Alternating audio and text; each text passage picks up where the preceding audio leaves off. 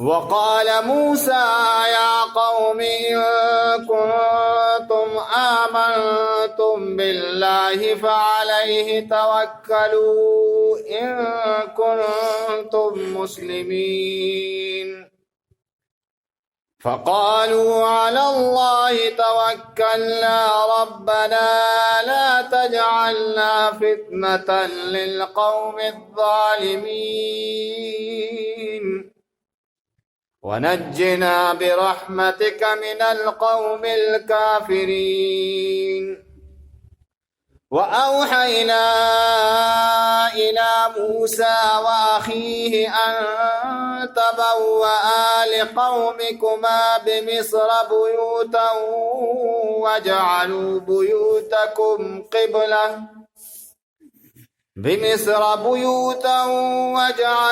بيوتكم قبلة وأقيموا الصلاة وبشر المؤمنين صدق الله العظيم. اللهم صل وسلم على سيدنا مولانا محمد وعلى آل سيدنا ومولانا محمد أفضل صلواتك بعدد معلوماتك وبارك وسلم وصل عليه.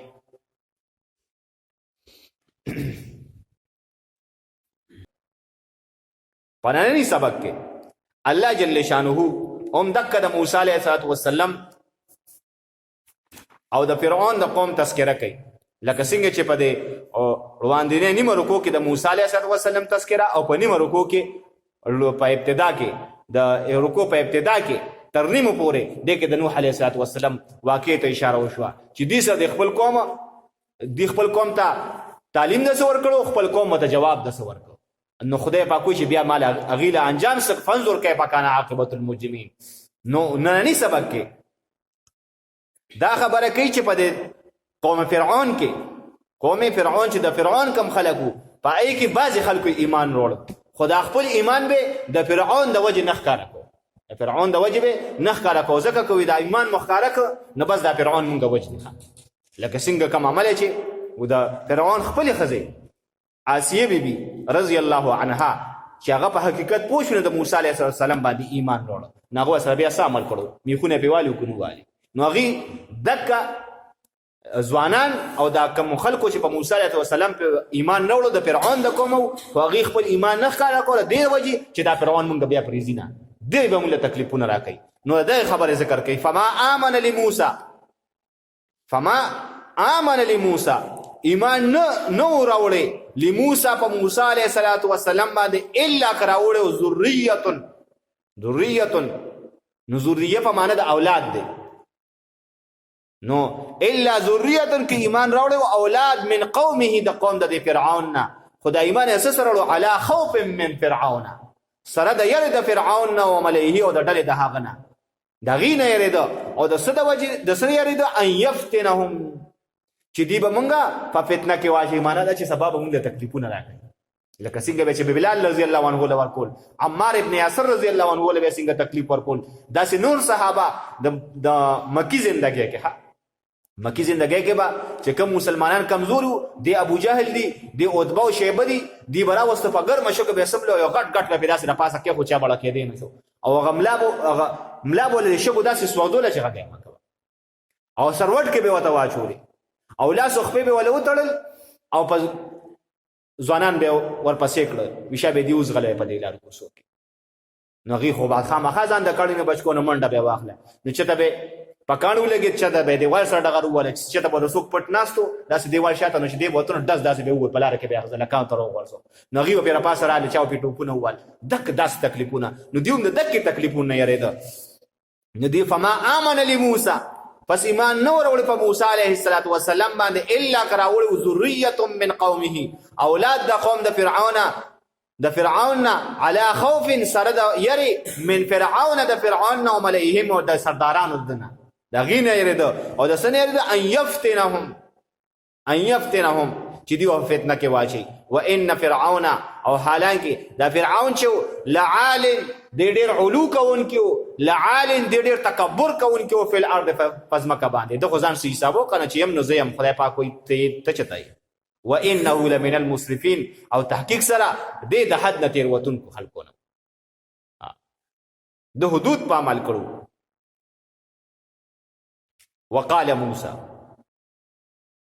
دا اوس د دې خبرې ذکر دی چې موسی علیه السلام د خپل قوم ته ووایي که چېرته تاسو په حقیقت کې په الله جل شانه په ذات باندې ایمان وروړي نو بس بیا په هغې ذات باندې توکل هم وکړئ. ځکه چې زمونږ په مقابل کې زمونږ دشمن چې دی فرعون،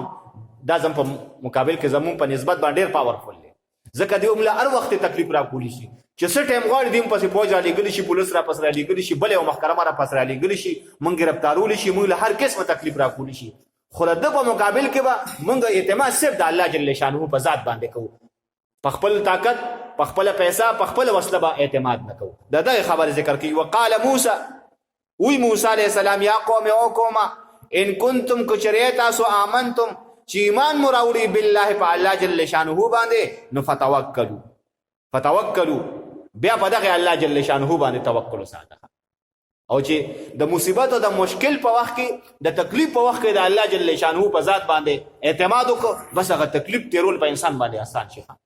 ځکه وګوره دې وجه علما فرمایي او سنت مبارک هم دي چې د مصیبت په وخت کې انا لله و انا الیه راجعون، دې سره بس دا نیم تکلیف ختم شي، نیم مصیبت ختم شي، د انسان زړه مطمئن شي.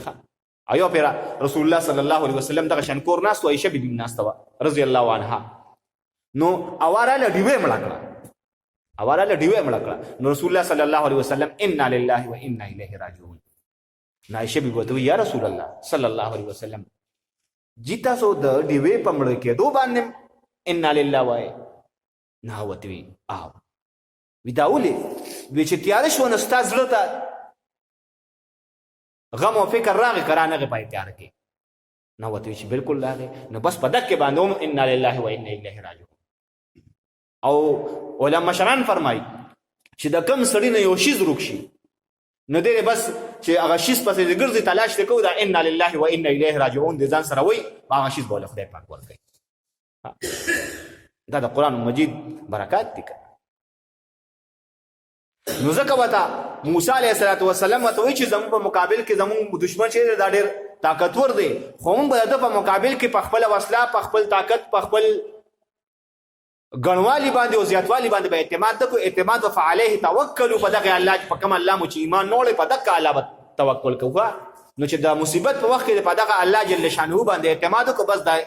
دا مصیبت او دا تکلیف چې دا تا نیمې نه ډېر زیات کم، د نیمې نه ډېر زیات. ان کنتم مسلمین، که چېرته تاسو اسلام قبلوونکي یې، او که ناسې په خوله مو منافقت مو کړي نو بس بیا هم چې سړه غواړي نو کوئ.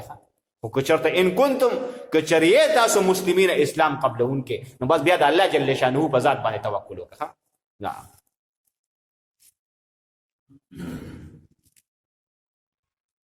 نو فقالو دغې خلکو ووی فقالو دی ووی علی الله په الله جل شانه په ذات باندې توکلنا، مونږ اعتماد کړی، مونږ په بل چا باندې اعتماد نه کوو. خو ربنا ای ربا لا تجعلنا مګرځوي مونږه، مجوړوي مونږه فتنتن زید ازمیخت، فتنتن تحت مشق. نو تحت مشق اوس خو بس کول ته واړه کاپیانې وړي یا وایټ بورډ وروتلي بس دې خوا پیولي که دې خیروان کې. نو پخوا به سکول ته موږ تختې به وړی نو وم لیکله، بیا به مو وینځله، بیا به مو لیکله، بیا هم پرې میټې پورې کړه، بله کیسه کتاره هم ماته شروع کړې وه. نو تخته مشق دقې ته وایي، مشق وایي بار مشق کولو ته،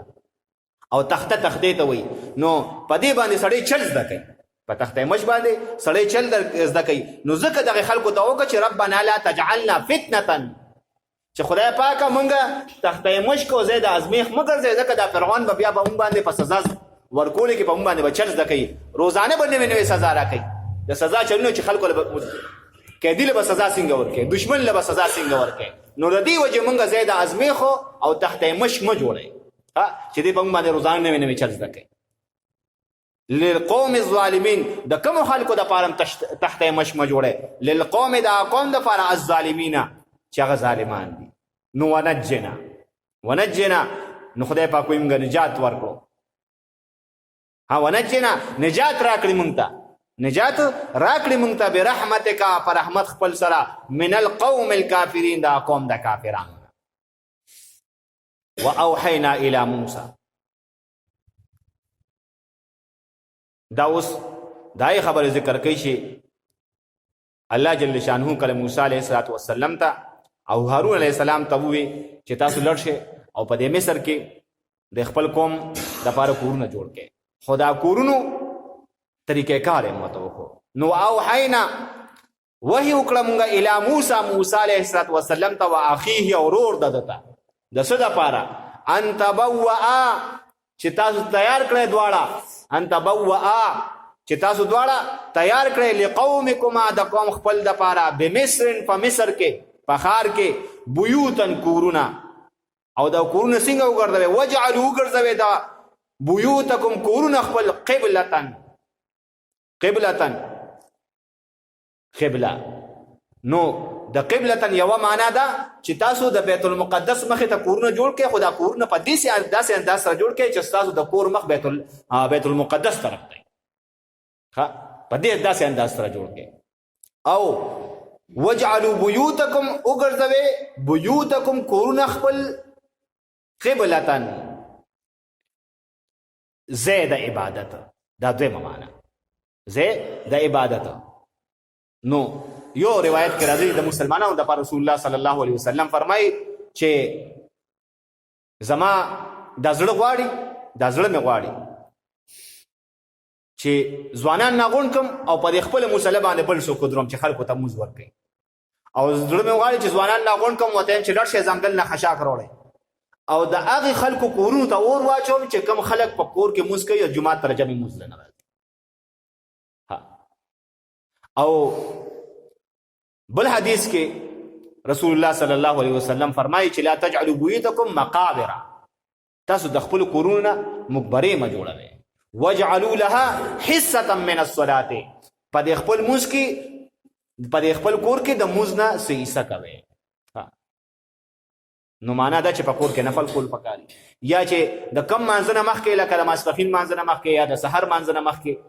کم سنت دي نو دا کور کې کول یا د شپې تهجد کور کې کول. وګوره د سارې په سنتو کې 3 سنت دي. د سارې په سنتو کې 3 سنت دي. یو سنت پکې ده چې دا د وخته کول. لکه دا نه چې بس راشي جمعات کې بانګ وي بیا ناست مانځه ته ټایم قریب شي نو بیا سنتو کې نه چې سار بس ټایم داخل شو بانګونه ویل شو بس مخې سره سنت وکړه. یو سنت پکې دا چې د وخته کول. دویم سنت د سحر په سنتو کې دویم سنت داره چې دا په کور کې کول. دریم سنت پکې داره چې په لومبي رکعت کې قل یا ایها الکافرون ویل په دویم کې قل هو الله احد ویل. دا او د ساري سنت دا د نور سنتو په شانوم نه دي ځکه د تر دې پورې علما فرمایي چې د سحر د موز قضا کې قضا موز د سحر ده. نو ګوره که نور منځونه قضا کې یا د ماښام موز قضا کې نو هغه کې 2 رکعات سنت شته یا د ماخستن موز قضا کې نه هغه کې 2 رکعات سنت شته یا د ماسپښین موز کې هغه کې 4 رکعات سنت دي. نو که دغه منځونه چرته ته قضا کې نو په دې کې د سنتو قضا نشته. د سنتو قضا پکې نشته. خو چې د سحر موز کې نو دغه 2 رکعات سنت په وسره کې لازم او دا به تر څه ټایمه پورې کې. نو که چېرته د سحر د مونځ سره 12 بجو نه مخکې کوي نو بیا به ورسره دا سنت کوي. او که چېرته د 12 نه پس کې ماسپښین نه پس د سحر مونځ کې نو بیا وسپې سره فرض کوي. نو د سحر د سنتو دومره اهمیت ده او تر دې پورې چې صحابه کرام به کله سحر مانځل راتله چا نه به لږ لیټ ورال نو چې کوی وشي جمع ولاړه ده نو هغوی بیا د جومات نه بار ځان ته څادر خور او په هغه ځای به 2 رکعاته سنت وکړه بیا به جومات ته رادنګ شو. نو دا هم نه چې ګوره دی خوا دا خبره هم غلطه ده چې دا ځای اوس جمع ولاړه دی تو پسې شاته دغه دی سنتو نیت ته تړلی نه. خبره دا ده چې بس داسې بار لاړ شي هغه دی برنډې ته لاړ شي هغه دی پیسې به کمره کول وي پوه شوې نو یو طرف ته یو سیټ ته ودرېږه چې تا ته د امام هغه قرات نه دررسي. نو د سارې د سنتو دومره اهمیت ده. رسول الله صلی الله علیه وسلم دا په یو حالت کې نه دی پرېښی دا سنت د سحر ده. نو موسی علیه السلام ته خدای پاک وایي چې د خپل کورونه وجعلوا بیوتکم وګرځوئ تاسو کورونه خپل قبلتن ځای د عبادت. نو معنا دا چې په کور کې څه ناڅه وخت مونځ پکاري داسې هم نه چې پیغمبر سلام وایي چې تاسو په کورونو کې مونځ مه کوئ کور ته له وراچوم نو د هغې دا مطلب نه دی مطلب یې دا چې تاسو د فرض مونځ ټیم یې تاسو کور لګیا یې فرض مونځله جومات کې راځه بالکل زه سنت کور کوه نفل کور کوه تهجد لره شپې پاسه او یو حدیث مبارک کې راځي رسول الله صلی الله علیه وسلم فرمایي چې تاسو په خپل کور کې د مانځه دپاره یو خاص ځای مقرر کړئ دا نه چې بس نن دې دا د مصلی واچوله نن دغه پخوا به یې خلکو دونکاچې جوړې کړې وي دونکاچې به اوس دونکاچې مونکاچې نشته بس که چار دی مصلی واچوله کوټه کې واچوله غولي کې واچوله او که منډو کې واچوله که په تخته پوش ودرېده کارده کې ودرېده نو رسول الله صلی الله علیه وسلم فرمایي چې تاسو د مونځ لپاره په کور کې یو ځای مقرر کړئ چې هغه هر وخت صفا او ستره پروت وي نو وجعلوا بیوتکم وګرځوئ کورونه خپل قبله وجعلوا بیوتکم وګرځوئ کورونه خپل قبلة ځای د عبادت واقیموا الصلاة نو چې د عبادت ځای وګرځئ نو اقیموا الصلاة مونځ قایموه وبشر المؤمنین او بشارت ورکړئ مؤمنانو له وقال موسی اوس موسی علیه السلام خدای پاک ته شکایت کوي چې خدای پاکه تا خو د فرعون له د خلکو له د اعمال ورکړي خو د دې کار څه دی وقال موسی علیه السلام ربنا او رب زمونږه انک تحقیق سره آتیت تا ورکړی دی فرعون ته وملأه او ډلې د ده ته او سردارانو د ده ته څه دی ورکړی زینتا ښکلا د دنیا و اموالا او مالونه معنا دا چې حکومت هم دې سره دی او دولت هم دې سره دی حکومت هم دې سره دی او دولت هم دې سره دی فی الحیات الدنیا په ژوند د دنیا کې نو دې په دغه دولت باندې څه کوي ربنا او رب زمونږه لیدلو انجام کار دا دی چې وی بدوي لیدلو چې خلق به گمراه کوي عن سبیلک د لارې دستانه نو چې کوم خلکو سره حکومت دی کوم خلکو سره دولت دی نو دغه خلکو همیشه خلق د الله جل شانه د دین او د الله جل شانه د لارې نه خلق گمراه کړي دي نو خپل دین ته مایل دي نور خلک هم گمراه کوي او عہده او منصب او دولت دا ځان له خطرناک شیز دی ځکه یو حدیث کې رسول الله صلی الله علیه وسلم فرمایي چې تاسو په خپله د یو عهدې طلب مه کوئ چې ماله دا عهده راکړه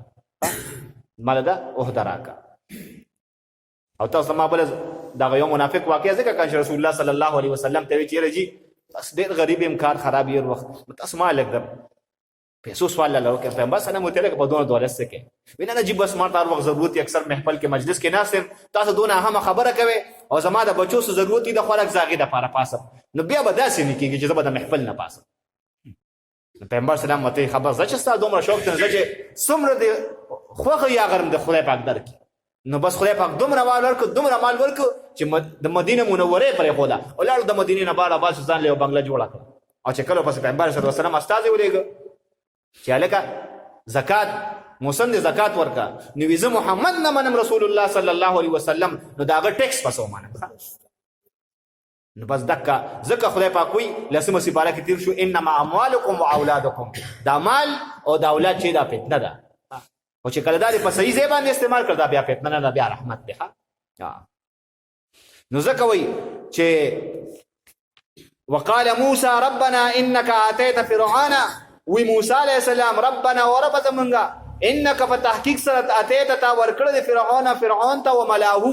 او ډلې او سرداران د ته زینتا ښکلا د دنیا و اموالا او مالونه فی الحیات الدنیا په ژوند د دنیا کې او په دغه مال او په دغه ښکلا د دنیا باندې حکومت باندې دې څه کوي ربنا لیضلوا عن سبیلک په دې باندې ستا د لارې نه خلک ګمراه کوي معنا دا چې دې د شي استعمال غلط کوي استعمال غلط کوي د دې عہدې استعمال غلط کوي د دولت استعمال هم غلط کوي نو چې غلط کوي نو الغرض موسی علیه السلام دعا کوي ربنا دا اوس د موسی علیه السلام او د هارون علیه السلام دعا ده چې هغې دعا کوي چې خدای پاکه دې خو نه د مال په ځای باندې استعمالوي په حق استعمالوي نه د خپل عهده او منصب په ځای باندې استعمالوي نو ته ولا څوک ربنا او رب زمونږه اتمس ربنا اتمس او رب زمونږه اتمس محو کړي نیست و نابود کړي تباه کړي علی اموالهم مالونه دي بس د دې د مالونه بالکل داسې کې چې نست نابود کې چې دې ته پیدا نشي اغشتي وشدد او د دې مالونو محو کول سره او تباه کول سره وشدد صخر علی قلوبهم زړونه دي ها نو د زړونه ولې سخت کړي فلا یؤمنو چې دوی ایمان راوړي حتی تر دې پورې يرول عذاب العلیم چې کله دوی ویني درناک عذاب. نو حضرت شاه عبدالقادر شاه عبدالعزیز محدث دهلوی رحمه الله فرمای چې د فرعونیانو د دې عادتو چې په دې با کله څه مصیبت راغی نو بس موسی علیه السلام له براغله یاره جی بس کله مصیبت او تکلیف راغله لکه التلسما سپاره کې تیر نه همغه کنا چې ودفادع والقمل ودم آیات مفصلات. نو خدای پاک وی چندخه مې پیرولې غلې سپګې مې پیرولې غلې او وینې مې پیرولې غلې سم دم د وبونه به کاندول لاډک کو چخلي ته باندې د وینې بشوي سم دم سالن به راواچو د کټوینا او چې نوړې به دغه تګای کې بوته چیندخ او بس پاره اوقاس کې به دومره سپګې وشوي چې د حد نصیب د مولهانو عذاب پراغی. نو دی بچ موسی علیه السلام ته دو رب له غته دعا درخواست کړي چې بس مونږ ایمان نوړو کو تل خدای پاک ته دعا کوو خدای پاک به تاسو ختم کړ دا غینه پس بیا خپل عمل شروع کړ. نو ځکه موسی علیه السلام وی چې خدای پاک رب برت مس علی اموالهم خدای پاک دې د عملونو محو کړي وشدد علی قلوبهم او چې د زړونو سخت شي چې بیا د عذاب په وخت یریږي نه لکه اوس ما زیګر چې زلزلہ نه سړی توبه کوله اوس د زلزلہ یاد چې ما زیګر زلزلہ تیر شو یا غ 2005 غ زلزلہ غ افواج غوړه شي ولکه زلزلہ روانه ولکه چاته پته لګي دا د غیب علم دی دا د غیب علم اخره هغه د غټه مونږ هم په یقین کړو هغه خو مونږ دونه نو دغه د پولیس ولا روان د شپې تقریبا 2 بجې روډ تر وته پولیس والا کسی چلې بای سټډي په نو شي زلزلہ روانه هغه ما کوړه تن نشي پولیس والا راته ودا سي اله تر اوسه پوری جات شي نه چې مخکې زلزلہ وخی چې د مخکې نه زلزلہ وخی چې زلزلہ روانه شو بس دا علم غیب دی. نو ځکه وته موسی علیه السلام چې خدای پاک د زړونو ملسخ کې نو چې زړونو ملسخ کې او په دې عذاب راشي دی او بیا زړونه نرميږي نه نو بیا به توبې نو باسي د عذاب په وخت کې. نو ځکه خدای پاک ته وایي چې وشدد علی قلوبهم سخت زړونه دی فلا یؤمنو چې ایمان راونړي حتی تر هغه يرول عذاب العلیم چې ویني دی عذاب دردناک. نو قال وی خدای پاک ویل الله تعالی قد بتحقیق سره اجیبت دعوتکما اجیبت قبول کړی شو دعوتکما دعا د تاسو دواړو د موسی علیه السلام او د هارون علیه السلام نو داغي دعا قبول شو. حضرت قتاده رضی الله عنه فرمایي چې د دې دانه غنم جوار د خوراک شیزونه د دې اشرفه دا ټول هر شیز نه کانه جوړ او عباس رضی الله عنه فرمایي چې د دې هغه کم اشرفه وی نو هغه نم کانه جوړ شو او هغه مهر په لګیدل ها دک شان لګیدل مهر لکه زمونږ د سکی کنه په سکی باندې سپوږمیم جوړ کړي مینار پاکستان هم جوړ کړي په بل طرف د قائد اعظم تصویر هم جوړ کړي او اسلامي جمهوریت پاکستان هم پیډ کړي د کار څخه پیډ کړي پاتې شو بس کانه جوړ شو. نو خدای پاک وی هغه دعا مې ولا قبول کړه. او بل یو روایت کړه د عمر بن عبدالعزیز رحمت الله علیه په دور کې چې کله هغه خلیفہ راشد وخا ځکه د بنو امیه بادشاہانو خیر نه کړ په دنیا کې دا بادشاہت هم داغینه حالانکه د دین مخ کې خلافت وو نغیم خیر نه کړ د خیر په ځای خپل نه خیر خدا غینه پس عمر بن عبدالعزیز رحمت الله علیه داسې خلافت قائم کو چې لکه څنګه د غسلورو خلفای راشدینو خلافت دومره عدل او انصاف کړل. او د وفات په وخت کې ته چاته پوس کو یره جی تاسو خو دومره په غټه هدا باندې پاتې شوې خلیفہ وقت پاتې شو خلیفۃ المسلمین پاتې شوې او تا وګوره خپل بچو ته سپرې نه کړل. نو ته په جواب کې وای کچرتا زما دا بچی نیکانی او د دین کار کوي نو دین د دین د نیکانو او کم خلک چې د دین خدمت کوي د داسې مال خلکو خدای پاک ملګری او که زما دا بچی چې ته بدعملي نو سبب زما په مال باندې بدعملي کوي نو دا غي کریډټ او نتیجه به ما ته راځي نو زه داسې خلکو ته مال نه پرېږدم. نو معنی چې بس ارسه د خدای پاک پاسره باندې پرېخي دي. نو ځکه نو چې عمر بن عبدالعزیز رحمت الله علیه په وخت کې په مصر کې یو تیله پیدا شو نو هغه باندې تحقیق کېده اخیری کې دا خبره وشو چې بای دا د فرعون د وخت تیله او د قرآن مجید د دې آیات مصداق ته چې خدای پاک وایي ربنا اطمس علی اموالهم چې د موسی علیه السلام او د هارون علیه السلام دعا مصداق ګرځېدل. نو خدای پاک وایي ما د هغې دعا قبوله کړه. نو په هغې تیلې کې هغې پسې عمر بن عبدالعزیز رحمت الله علیه غلام ولېږه چې دا تیلې ماله د مصر نه راوړه. نو چې تیلې وله راوړه په هغې کې چڼې وې، دال و پکې او هګۍ وې پکې، د هغې نه کاڼې جوړ شو. نو دا د هغې وخت بس هغه کشان کاڼې پاتې شو.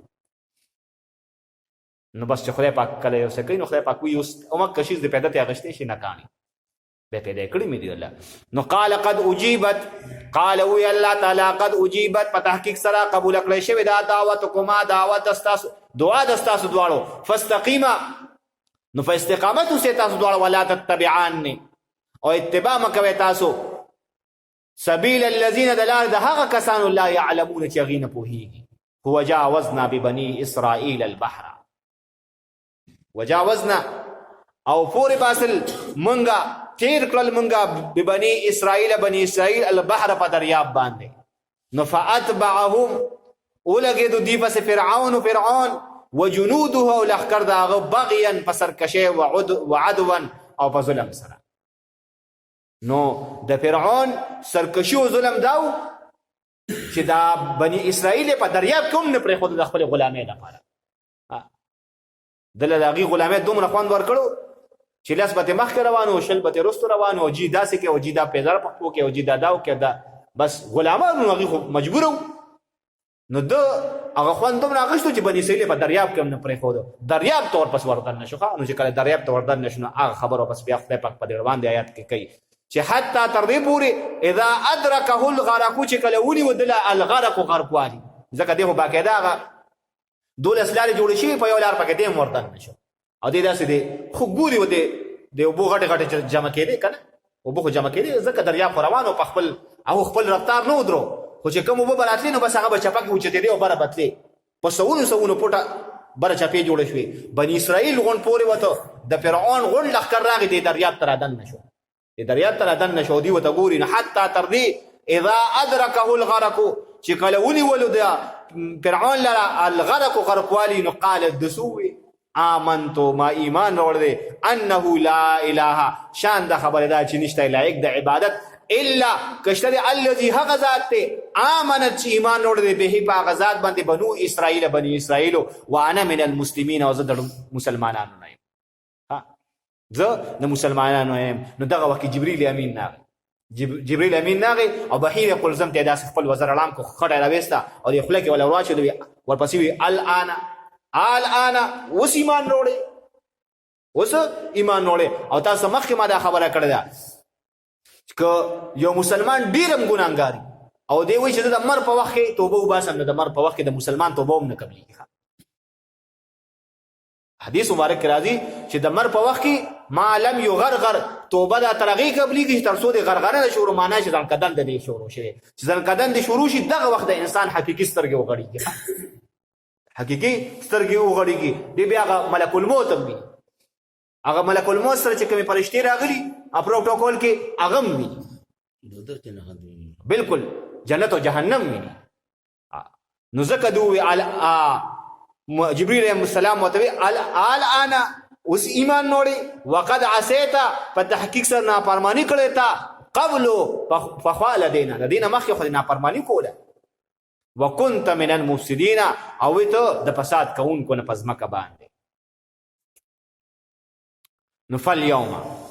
فالیوم نن ورځ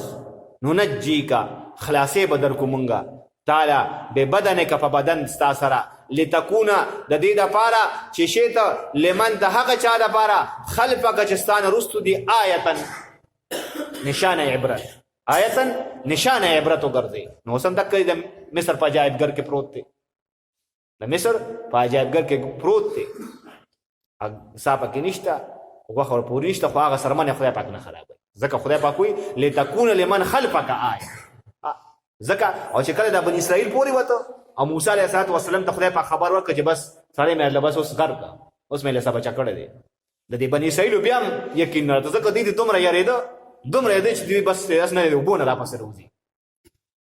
نو موسی علیه السلام ورته ویل لکه خدای پاک وایي چې ما بس غرق کړی مې دی، د دې بیا هم یقین نه راته. موسی علیه السلام خدای پاک دی خو یقین راځي خدای پاک وو ته حکم کوي ورول دی غاړه نه سه دی غاړه ته وتر وش بس دې کله پستر ګولې نه دی بیا مت پېږي چې او پیروان هلل غرق شو وان كثيرا من الناس او ډیر د خلقنا عن آیاتنا زمود آیاتنا لغافلون فغفلت کې پراتی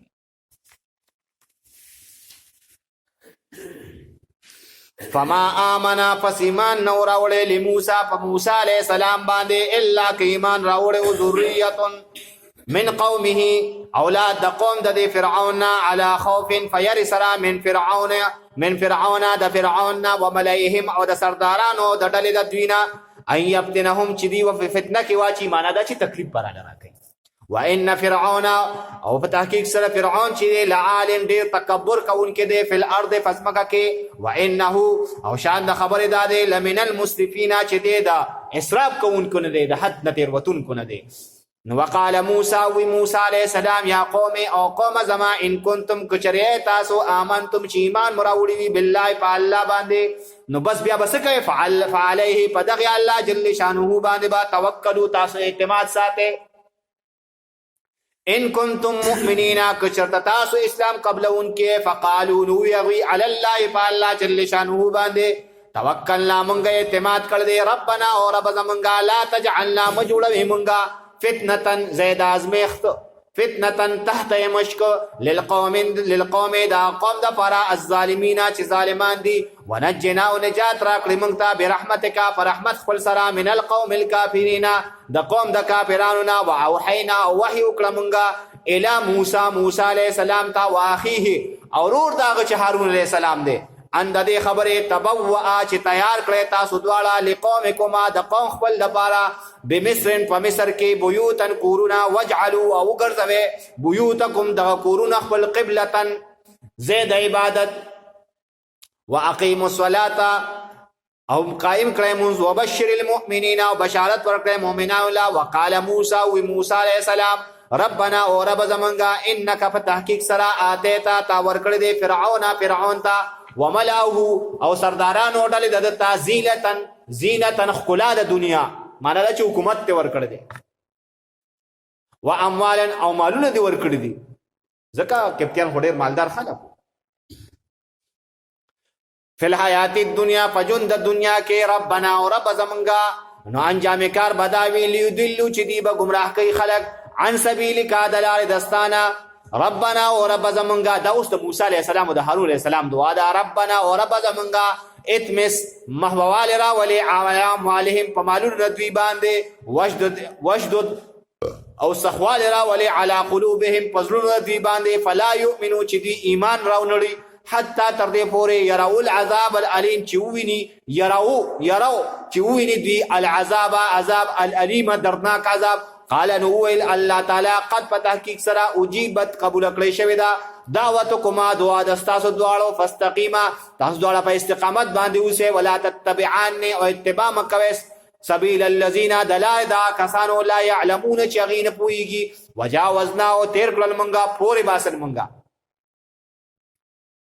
ببنی اسرائیل البحر په دریاب باندې نفعت بعهم نوس او لګید په دې پسې فرعون وجنوده او لخر داغ بغيا په سرکشه سره وعدوا او په ظلم سره حتی تر دې پورې اذا ادركه الغرق اذا چکلا ادركه چونی ول د فرعون لرا الغرق غرقوالی نو قال وید امنتم ایمان راوړل انه شان د خبره ده لا اله چې نشته الا اک د عبادت الا کشتره الذي غزات امن چې ایمان راوړل به په غزات باندې بنو اسرائیل بنی اسرائیل وانا من المسلمین او یمزد مسلمانانو نا والآن تو اس ایمان روڑی وقد عصیت او په تحقیق سراتانا فرمانی کړه دا قبل مخکله دینا وکنت من المفسدین او ته د فساد کوونکو نه فالیوم پسنن روز ننجی کا خلاصې بدر کړو مونږ تا نجات بدر کړو مونږ تا به بدن کا پت بدن ستا باندې معنا دا چې تر قیامت پورې وستا بدن نه خوري کیږي خلک راضي او تماشې به کوي عبرت به نه اخلي چې دا په دنیا باندې هغه انسانو چې د خدای دعوا یې کړې و لتكونا د پاره د چې شی ته لمن د هغه چا د پاره خلفکا چې رستستانه دي آیتا نشانه عبرت وګرځي وان کثیرا من الناس او ډیر د خلقنا عن آیاتنا د آیاتونو زمونږ نه لغافلون په غفلت کې پراته دي سبحانك اللهم وبحمدك اشهد ان لا اله الا انت استغفرك واتوب اليك اللهم اني اعوذ بك من عذاب القبر